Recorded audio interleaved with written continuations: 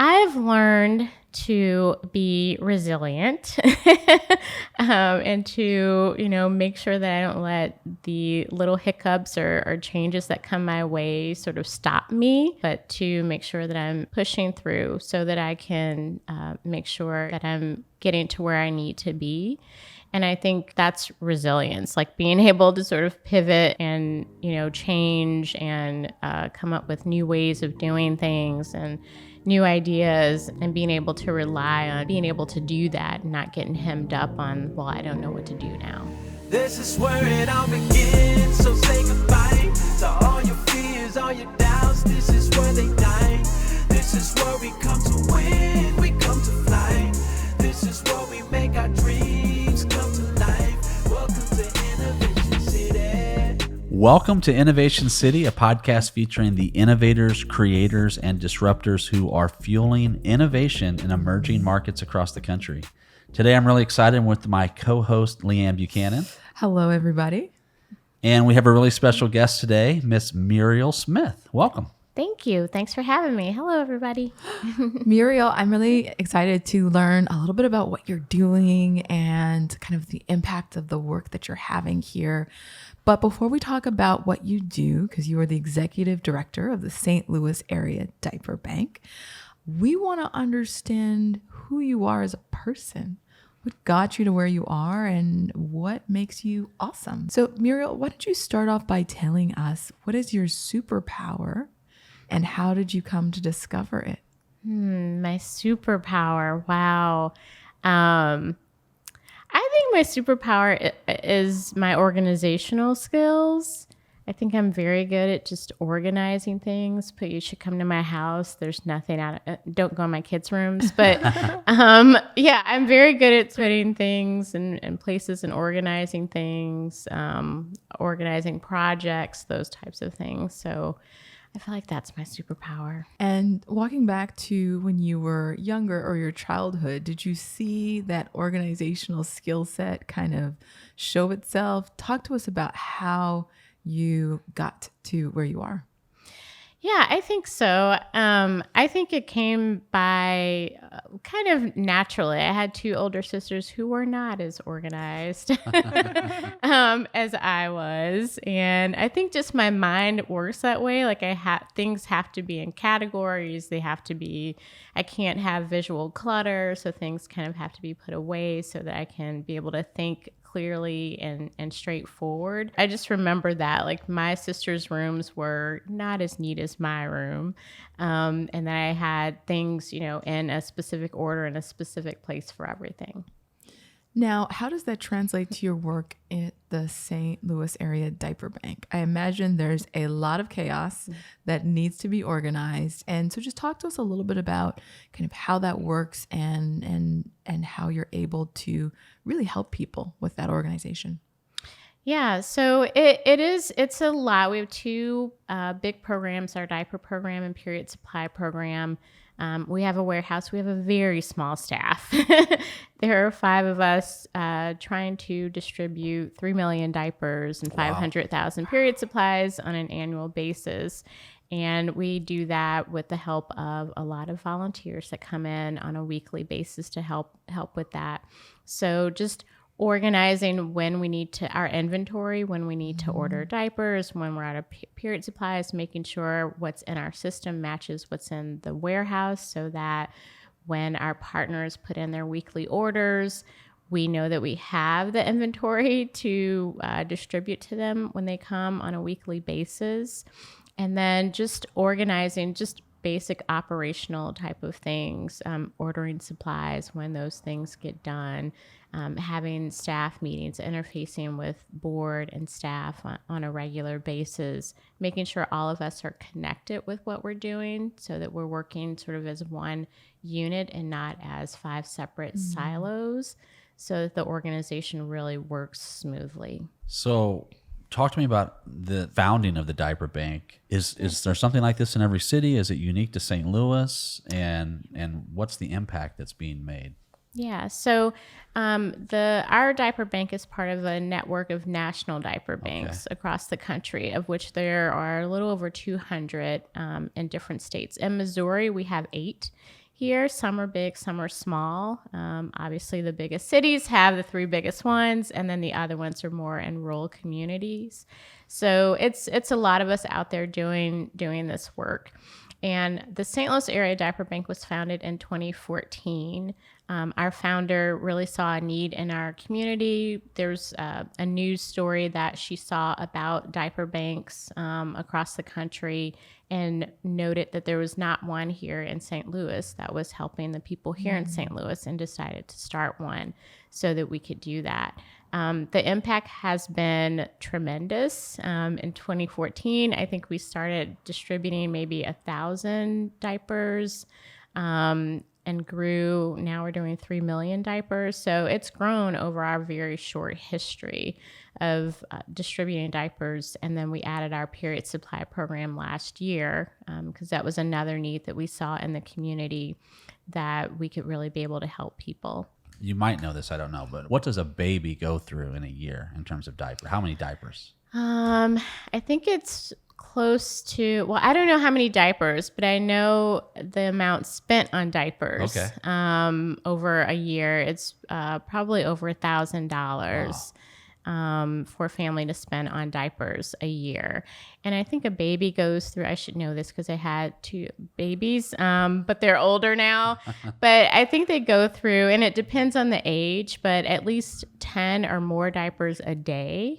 And if you can imagine newborn babies, I mean, they are going through a diaper an hour that they're awake, sometimes more. So it's a lot of diapers. So a lot of times when we talk about projects like yours, where there's a large volume, like 3 million diapers is absolutely amazing. But I'm also curious about, what are the stories that inspire you? Beyond the sheer number of diapers that you're distributing, what are the real stories of impact? Things that make you say, this is why I do what I do. Yeah.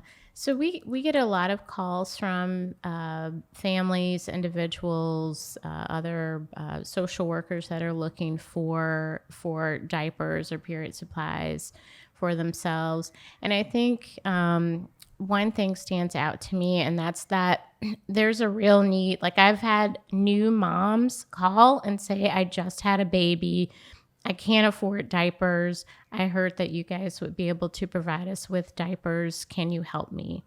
Another family member called for her niece. They're very young. They just had their first baby. They don't know how to take care of baby. They can't afford diapers. And she was calling to get help for them because she knew that they didn't know how to do that or where to go. And and she told me, about how they were still in high school and that they had, had the baby and they were still living at home.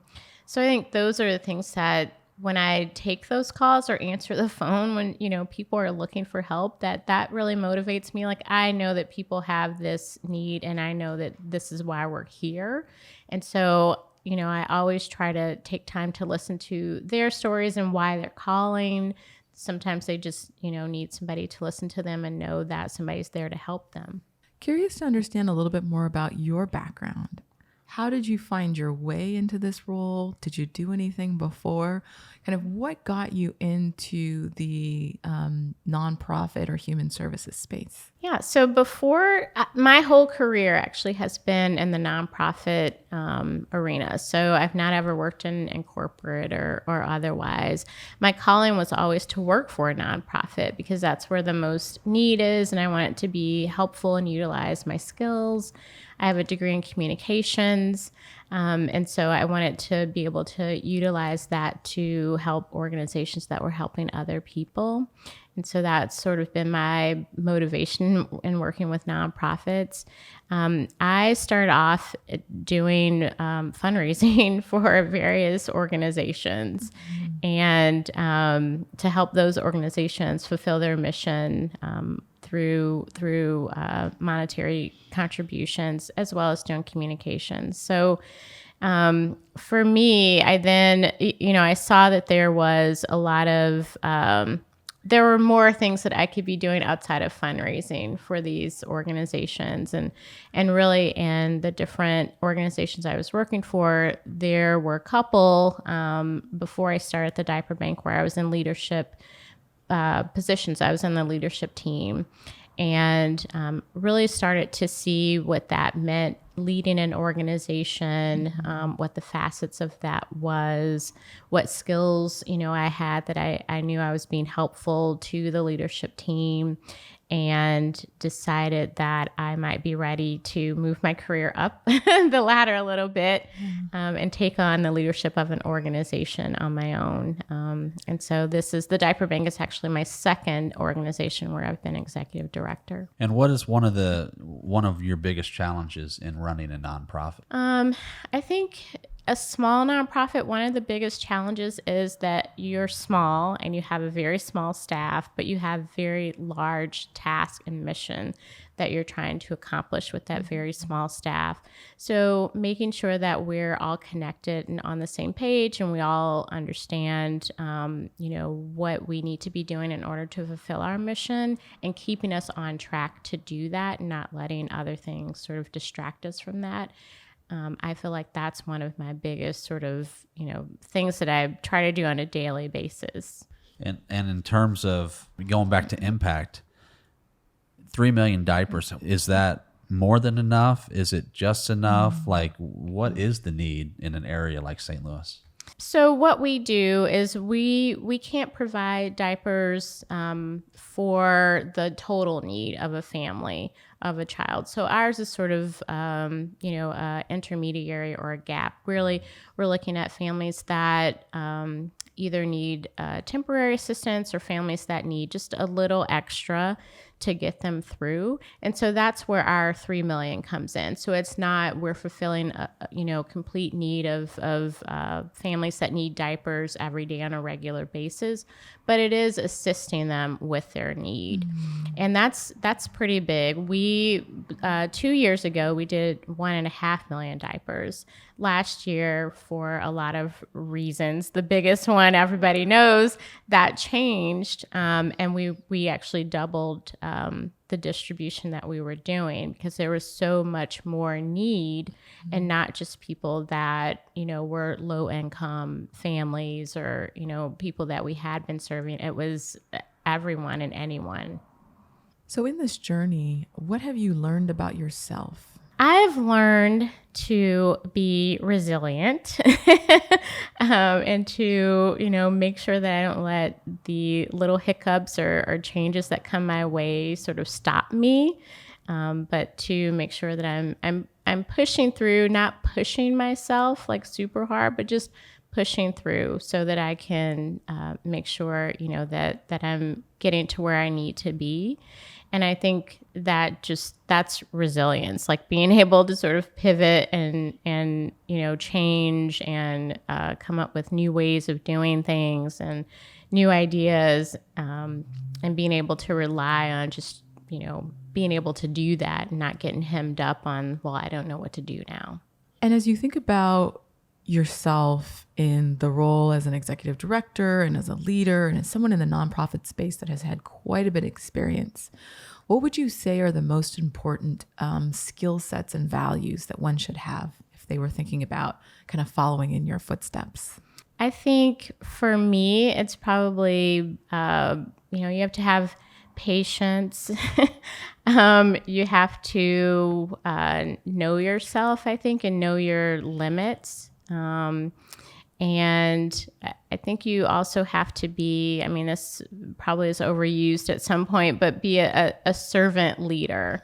So you have to know that people are relying on you and that you have to understand where everyone is coming from and not just always see things from your perspective, that there are multiple perspectives, and make sure that you're incorporating that into your leadership style and who you are, so that you can lead effectively. Now, you mentioned that you just launched recently the period supplies as well. Yes. Talk to me about the need that you saw for that and why you chose to begin doing that as well.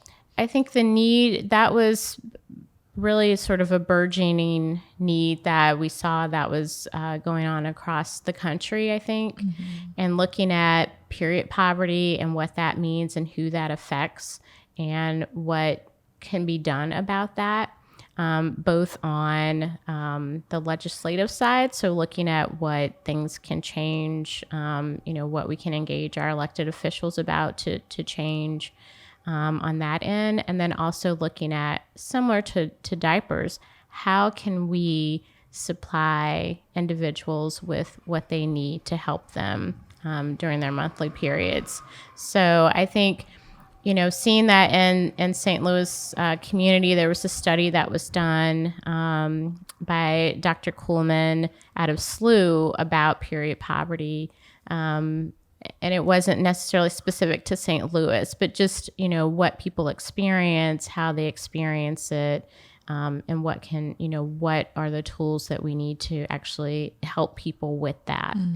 With the diapers and period supplies and the small staff, you need help. So where are some areas that your organization could use help locally? The biggest, which is the number one for most nonprofits, is donations. So we actually purchase most of our diapers through the National Diaper Bank network, which they have a relationship with Huggies, and we purchase them really inexpensively. But that's how we get most of our diapers that we distribute. And helping us run our operations for the organization. So monetary donations are the number one. Number two, in-kind donations. We do get, people can hold diaper drives, companies, individuals, schools do it all the time where they can donate diapers or period supplies to us. And then we do have a warehouse where we have to package all of these things. So having volunteers come in and help with that is, number three, because we can't get those out without a massive amount of people helping us do that. You know what time it is? Sure do. It's time for the lightning round. Did we even tell you about the lightning We round? did. Okay, good. I did. Yeah. Okay. Yes. So what is your perfect day? Oh, my perfect day is probably, we don't have a beach here in St. Louis, but it's definitely like maybe going to Creve Coeur Lake. I live near there. And just being near water on a nice day with the cool breeze, taking a walk. What is a defining moment in your life and how did it impact you? It's probably when I became a mom, when my daughter was born. I think that sort of cleared a lot of things for me.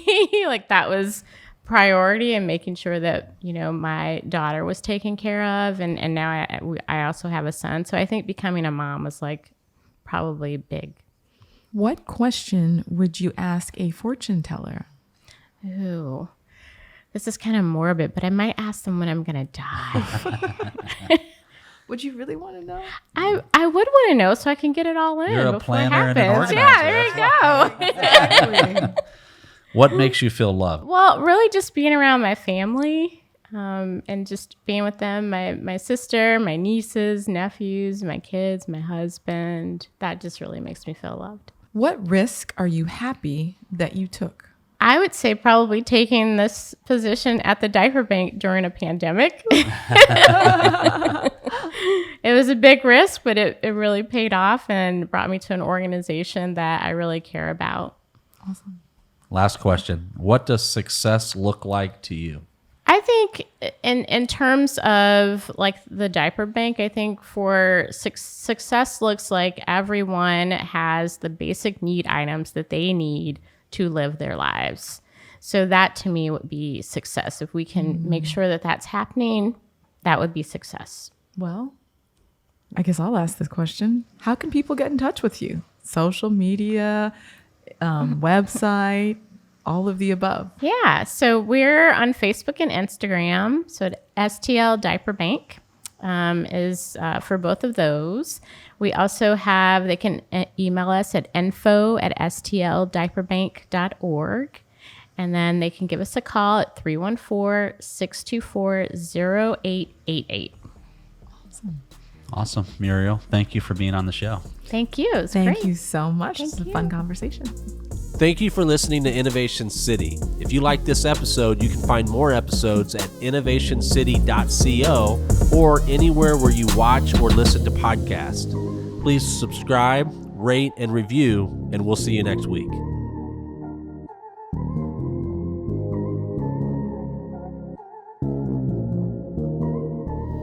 This is where it all begins, so say